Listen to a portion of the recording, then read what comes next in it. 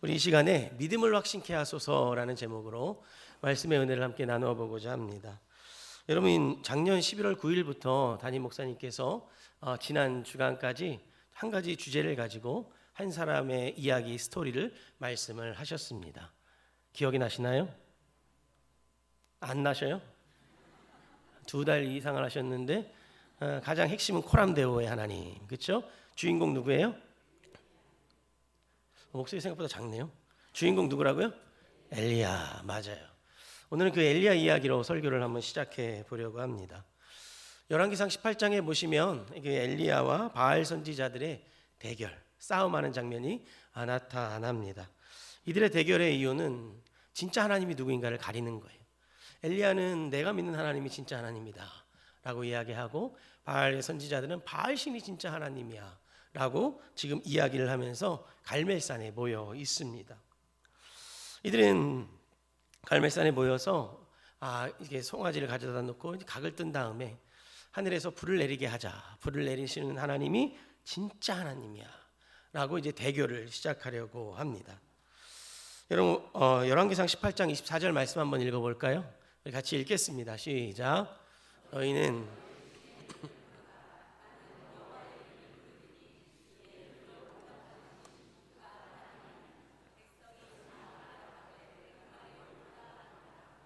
아멘.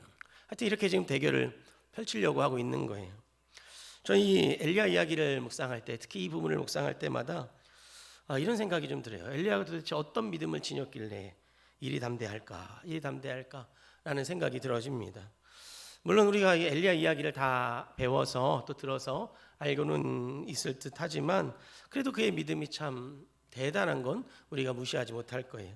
왜냐하면 엘리야는 사실 사르밧 가부의 아들을 살아나게도 한 인물이기도 합니다. 하나님의 역사를 체험한 인물이죠. 그뿐만이 아니죠. 먹을 것이 없을 때 까마귀를 통해서 먹을 것을 공급받았던, 와, 하나님 정말 살아계시는구나 나를 몸소 체험했던 인물이 바로 엘리야입니다. 얼마나 신비한 일입니까? 죽은 자가 자기 눈앞에서 살아나고, 기도했을 뿐인데 살아나잖아요. 순종했을 뿐인데 까마귀가 와서 먹을 것을 갖다 주니 얼마나 신비합니까? 근데 여러분, 지금 상황은 조금 달라요. 뭐가 다르냐면 엘리야는 지금 바알 선지자 450명 앞에 마주하고 있습니다. 이들만 있는 것이 아니에요. 이스라엘 전역이 지금 이들을 쳐다보고 있어요. 과연 진짜 하나님이 누군가, 누가 이길 것인가 궁금하면서 모든 시선들이 이 갈멜산을 향하여 있습니다. 혼자 경험하던 하나님이 아니라, 다락방에서 기도했을 때 응답해 주시는 하나님이 아니라, 이제 엘리야는 많은 사람들 앞에서 내가 믿는 하나님이 진짜 하나님이라는 걸 많은 사람들에게 보여주고 설득해야 하는 상황이라는 거예요. 다시 말씀드리면 하나님은, 우리 하나님이 정말 살아계신 하나님이야 라고 드러내 보여야 한다는 거죠. 혼자 골방에 앉아서 기도하고 응답받는 믿음이 아니라, 하나님 앞에 엎드려 작은 것에 기뻐하는 믿음이 아니라, 우주 만물을 창조하시고 다스리는 하나님을 지금 450명 앞에, 아니 이스라엘 백성 모든 사람들 앞에 드러내 보여야 한다는 거예요. 좀 다르게 말씀드리면 이런 거예요. 여러분, 믿음을 지니고 계시지요?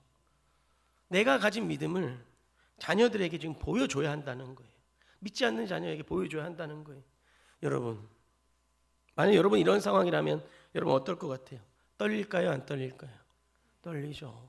내가 아무리 하나님의 응답을 받았더라도, 내가 아무리 하나님의 음성을 들었더라도, 내가 골방에서 들었잖아요. 1대1로 작은 공간 속에서 들었잖아요. 근데 이번엔 그 믿음을 활짝 열어서 드러내 보여야 되는 거예요. 나의 하나님이 진짜 하나님이다. 드러내 보여야 되는 거예요. 근데 여러분, 이거 쉽지 않죠. 너무 떨리는 상황이에요. 무서운 상황이에요. 여지껏 응답을 받았지만 우리 마음에 이런 의심이 있을 수 있잖아요. 응답하실까? 물론 사람도 살려주셨지만, 먹을 것도 갖다 주셨는데 450명 앞에서, 그리고 이스라엘 모든 백성들이 보는 눈 앞에서 하나님 응답 안 하시면 어떡하지? 여러분이 걱정부터 하지 않겠습니까? 우리 같으면 그럴 것 같아요. 저 같으면 그럴 것 같아요. 근데 여러분, 엘리야는 그렇지가 않더라고요. 심지어 바알의 선지자들이 한참 기도했는데 불이 붙지 않았어요. 그 송아지 위에, 각이 뜬 송아지 위에 불이 붙지 않았어요. 그러고 나서 이제 엘리야 차례가 됐어요. 엘리야는 각이 뜬 송아지를 가져다 놓고 그 위에다 갖다 물을 부어요. 송아지에만 물 부은 게 아니라 또랑을 파고 또랑 주변에도 물을 흔껏 붓습니다. 그리고 하나님 앞에 기도하기 시작을 하는데요. 우리 36절 18장 36절 말씀 같이 한번 읽어보겠습니다. 시작.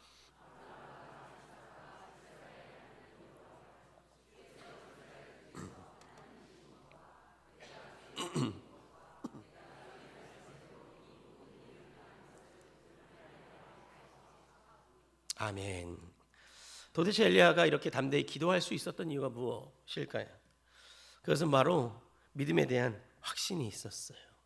자기 자신에 대한 믿음, 하나님을 향한 믿음에 대한 확신이 있었습니다. 두려움이 있는 확신이 아니에요. 의심이 있는 확신이 아니에요. 엘리야에겐 절대 확신이 있었어요. 내 감정보다 내 감정을 뛰어넘으실 하나님을 신뢰하고 있었고요. 내 이해나 논리보다 그것들을 뛰어넘을 하나님을 그는 확신하고 있었어요. 그래서 두려웠죠. 무서웠죠. 응답하지 않을까 걱정도 했겠죠. 그러나 그보다도 하나님을 더욱더 확실하게 믿고 있었다라는 거예요. 그렇게 여러분 엘리야는요 물까지 부어가면서 불을 좀 붙여달라고 요구했던 거예요. 여러분 물 부으면 불이 붙어요 안 붙어요? 안 붙잖아요. 그냥도 안 붙는데 물을 부으면 더 안 붙잖아요. 근데 엘리야에게 그런 믿음이 있었다고. 물에도 불을 붙이실 하나님, 불을 붙이실 하나님, 이 간결한 이 온전한 믿음이 있었다라는 거예요.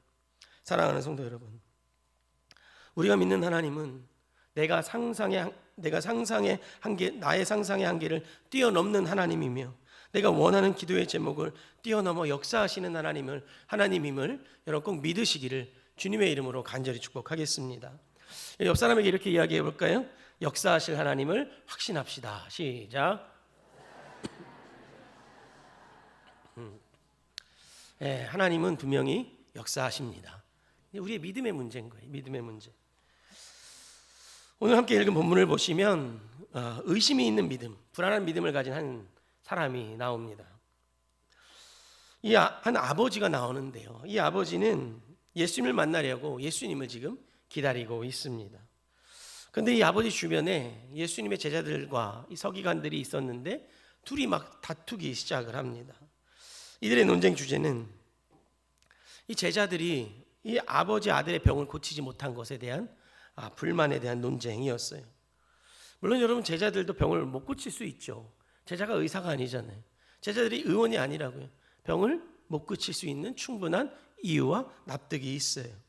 그런데 사실 이 마가복음 6장이나 또 마태복음 10장을 찾아보면 하나님은 예수님이 제자들을 파송하기 전에 이미 이들에게 병 고칠 능력을 주셨어요. 귀신을 내어 쫓을 능력을 주셨어요. 즉 제자들은 귀신을 내어 쫓고 병을 고칠 사명이 있었던 자들이라는 거예요. 여러분 마가복음 6장 7절 그리고 또 12절 13절 우리 이어서 한번 읽어보겠습니다. 시작.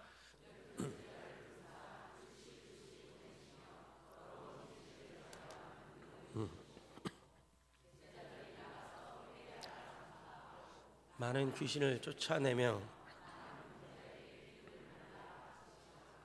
아멘. 병을 고치던 자들이 이제 병을 고치지 못하는 거예요. 그래서 그걸 가지고 서기관들과 논쟁이 붙은 거죠. 물론 여러분 성경에는 서기관들이 어떤 이유를 통해서 논쟁을 하고 있었다라고 이야기하진 않아요.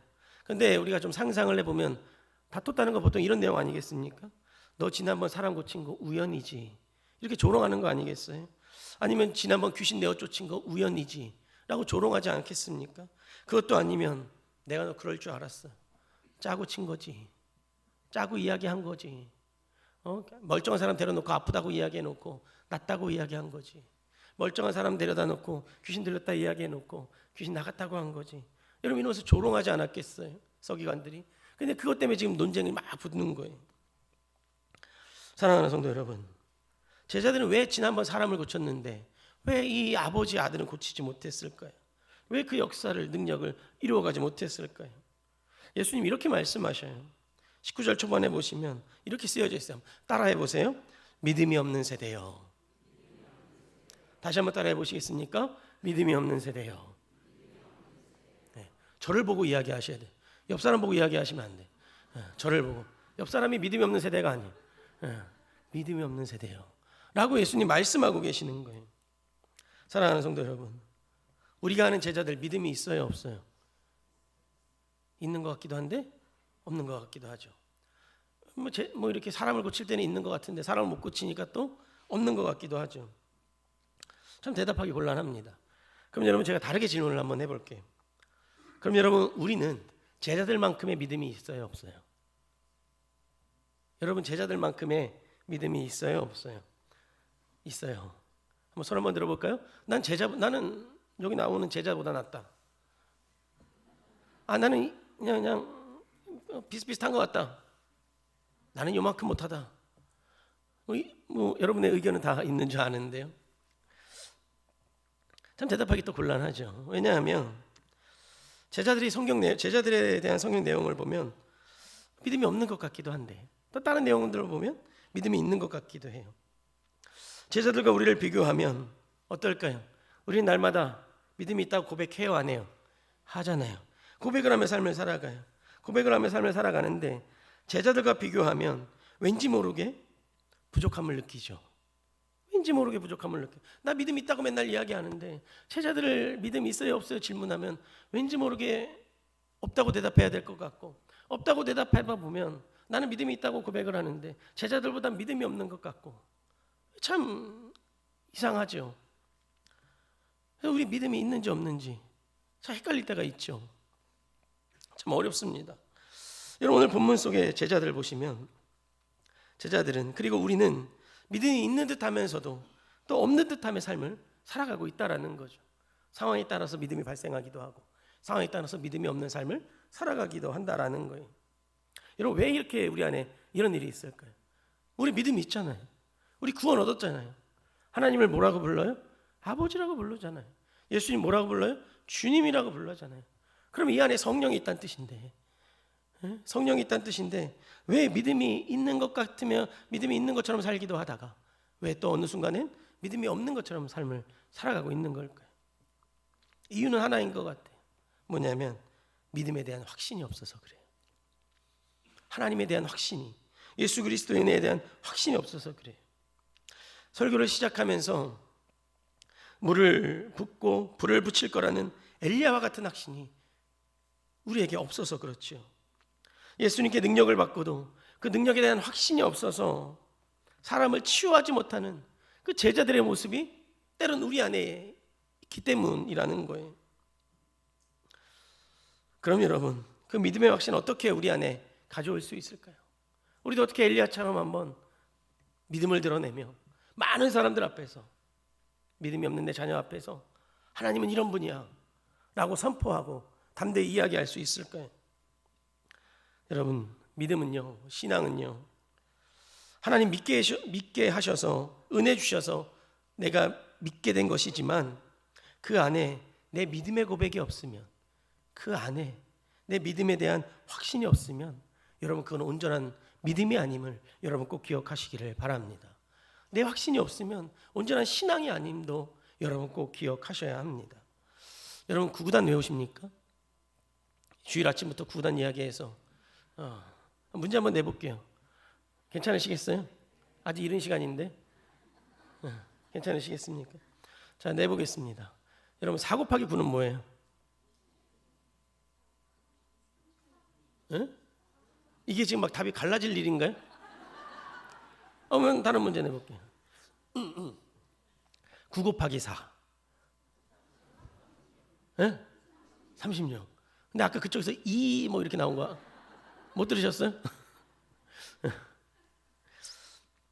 여러분, 우리가 구구단을 알고 있어야 구구단 문제 풀 수 있어요. 물론 2 곱하기 2는 2 더하기 2로 해결할 수 있죠. 근데 여러분, 숫자가 커지면 구구단을 알아야 문제를 풀 수 있는 거예요. 여러분, 신앙도 이와 같아요. 믿음도 이와 같아요. 간단한 것들은 나의 연약한 믿음으로도 감당할 수 있는 것들이 참 많아요. 내가 한번 마음 먹으면 할 수 있는 것들이 참 많아요. 그래서 내가 이것이 내 믿음이구나 라고 이렇게 때론 간증하며 할 수 있는 것들이 있어요. 그런데 여러분, 큰 믿음을 요하는 것들 있잖아요. 구구단의 큰 숫자를 말하듯이 큰 믿음을 요하는 것들, 나에게 확실한 믿음이 없으면 그거 감당이 안 돼요. 하나님이 나에게 큰 미션을 주실 때 나에게 그 미션을 이루어갈 확신이 없으면 그 미션이 감당이 안 되는 거예요. 그럼 여러분 어떻게 됩니까? 감당이 안 되는 건 하나님이 나에게 간증거리 주려고 그 미션 주셨는데, 그 사명 주셨는데 내가 확신이 없어서 그게 감당이 안 되니까 그 간증이 시험거리가 되어지는 거예요. 그리고 그 시험거리가 나의 기도의 제목이 되어지는 거고, 이런 삶을 살아가고 있는 거죠. 간증과 시험거리는요, 하나님이 정하는 게 아니에요. 간증과 시험거리의 구분은 내가 얼마나 믿음으로 감당하느냐에 있음을 여러분 꼭 기억하시기를 주의 이름으로 간절히 축복하겠습니다. 사랑하는 성도 여러분, 하나님이 여러분들에게 미션을 주셨습니까? 사명을 주셨습니까? 기도 제목 주셨습니까? 여러분 그 기도의 제목으로 하나님은 간증하라고 말씀하심을 여러분 꼭 기억하시기를 바랍니다. 그 간증거리가 되도록 여러분 간구하고 기도하셔야 된다라는 거예요. 본문 속에 등장한 아버지, 이 한 아버지가 이제 예수님을 만나요. 예수님을 마주한 아버지께서 이렇게 간청을 해요. 우리 22절 9장 22절 말씀 한번 읽어보겠습니다. 시작.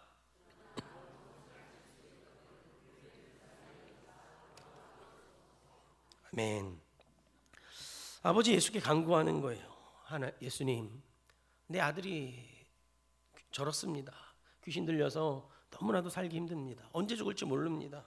그러니 좀 도와주십시오. 살려주십시오. 라고 예수님 앞에 간절히 고백하는 거예요. 근데 여러분, 이 아버지의 요청 속에 우리가 한 가지 주목해야 될 것이 있어요. 뭐냐면 이 말에 그의 아버지 마음이 담겨져 있는데 뭐라고 고백을 하냐면 이렇게 이야기했잖아요. 무엇을 하실 수 있거든 내 아들을 좀 고쳐주십시오. 라고 이야기를 하고 있는 거예요. 사랑하는 성도 여러분, 이 아버지의 마음이 무엇이었을까요? 예수님의 능력을 확신하지 않는 거죠. 좀 더 이렇게 들여다보면 이런 거일 수 있어요. 이 아버지가 아들을 데리고 제자들을 찾아갔잖아요. 근데 그럼 제자들이 고쳤어요? 못 고쳤어요? 못 고쳤어요. 그런데도 이제 못 고치니까 이 아버지 마음에 이런 마음이 있었겠죠. 제자나 스승이나 거기서 거기 아닐까? 라는 마음이 있지 않았겠습니까? 근데 지금 어디 의원을 갈 수도 없고 사방 돌아다니는데 해결이 안 나니까 이제 마지막으로 다시 예수님 앞에 나오는 거죠. 그러나서 이야기는 하는데 엎드렸는데 뭐 자기도 모르게 자기 안에 있는 믿음의 고백이 나온 거예요. 할 수 있거든. 할 수 있거든. 고쳐주십시오. 라고 이야기를 하고 있는 거예요. 예수님께서 이 말을 들었어요. 예수님께서 이 말을 듣고 나서 화를 내면서 이렇게 말씀하셔요. 뭐라고 말씀하시냐면 우리 23절 말씀도 한번 읽어볼까요? 읽겠습니다. 시작.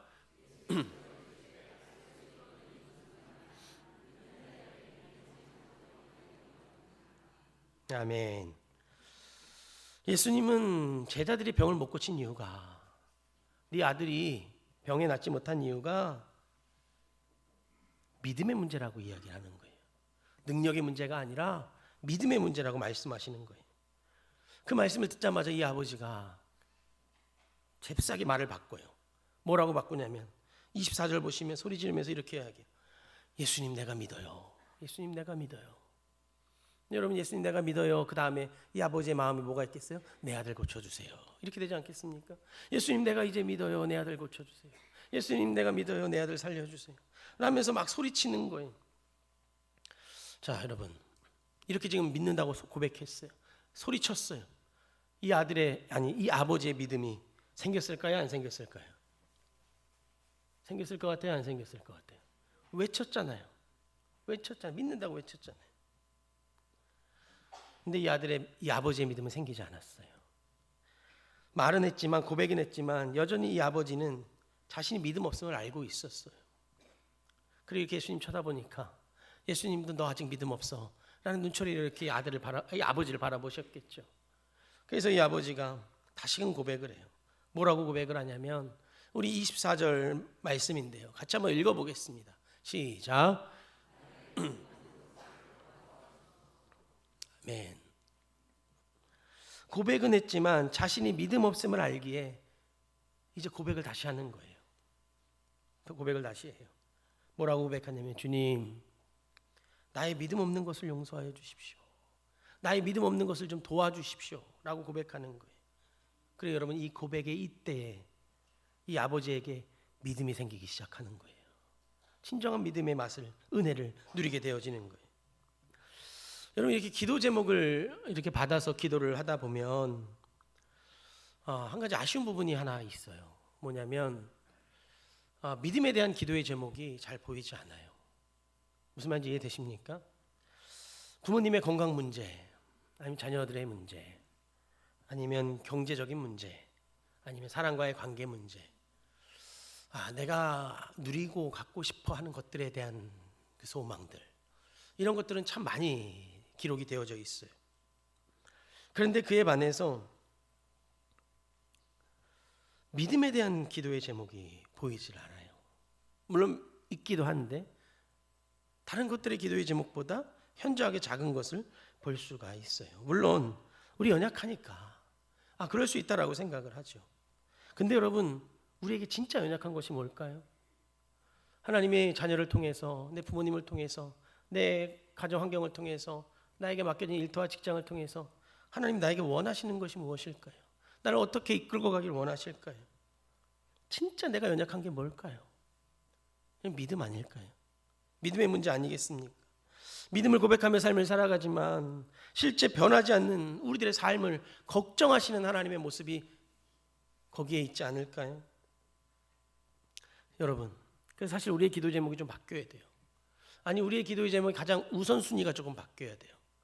뭘로 바뀌어야 되냐면 믿음에 대한 기도가 우선순위가 되어야 함을 여러분 꼭 기억하시기를 바라요.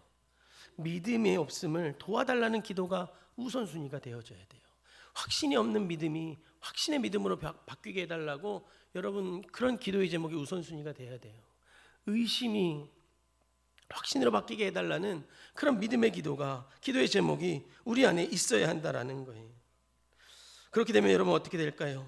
지금 내 눈앞에 기도의 제목이 진짜 기도 제목이 아니라 하나님이 이끌어 주실 도구구나. 내 눈앞에 있는 기도의 제목이 진짜 내가 걱정할 기도의 제목이 아니라 하나님이 나를 간증케 할 통로였구나 라는 것을 여러분 깨닫게 되는 놀라운 역사가 우리 안에 펼쳐질 줄을 믿습니다. 사랑하는 송옥교회 성도 여러분,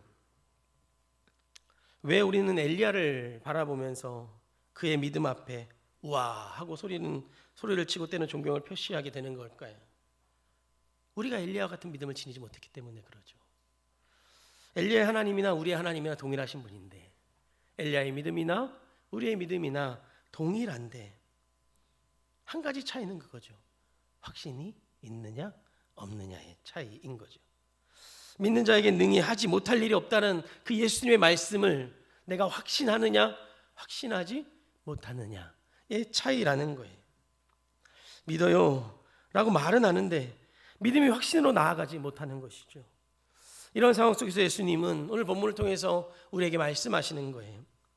고통 중에, 아픔 중에 수많은 기도의 제목을 갖고 사는 우리들에게 예수님 말씀하셔요. 우리들의 문제는 기도 제목의 문제가 아니라 믿음의 연약함의 문제라고. 믿음의 연약함의 문제라고. 그걸 먼저 해결해야 된다고 말씀하시는 거예요. 그래서 믿음에 대한 확신을 갖게 도와달라 기도하라고, 그게 우선이 돼야 된다고 하나님 우리에게 말씀하고 계시는 거죠. 사랑하는 성도 여러분, 믿음을 먼저 구하시기를 바랍니다. 그 믿음의 확신을 먼저 구하시기를 바랍니다. 믿음이 연약해서 도와달라는 거 여러분 절대 창피한 게 아니에요. 오히려 연약함에도 불구하고 구하지 못하는 것이 여러분 창피하고 어리석은 것임을 여러분 기억하시기를 바랍니다. 그러면 우리가 믿음을 인정하고 우리가 믿음을 구함이 시작이 될 때 우리는 비로소 진정한 믿음을 얻게 될 것입니다. 그래서 오늘 우리가 기도해야 하는 것이 바로 이거예요. 아버지, 믿음 없는 것을 도와주십시오 라는 이 기도가 우리의 기도가 되기를 소망합니다. 확신 없는 것을 도와주십시오 라는 기도가 우리의 기도가 되기를 소망합니다. 이 기도 제목으로 기도하며 확신의 믿음으로 나아가는 송옥교회 영가족들이 되시기를 주님의 이름으로 간절히 축복하겠습니다. 저희 기도하겠습니다. 사랑의 하나님 아버지, 거룩하고 복된 날 주의 말씀 앞에서 송옥교회 영가족 한 분 한 분을 기억하여 주시옵소서. 오늘 묵상케 하신 말씀처럼 연약한 믿음이 아닌 확신하는 믿음으로 삶의 기도 제목을 변화시켜서 믿음으로 승리하는 송원교회 영가족들 될 수 있도록 주님 인도하여 주시옵소서. 우리 주 예수 그리스도의 이름으로 기도드리옵나이다. 아멘.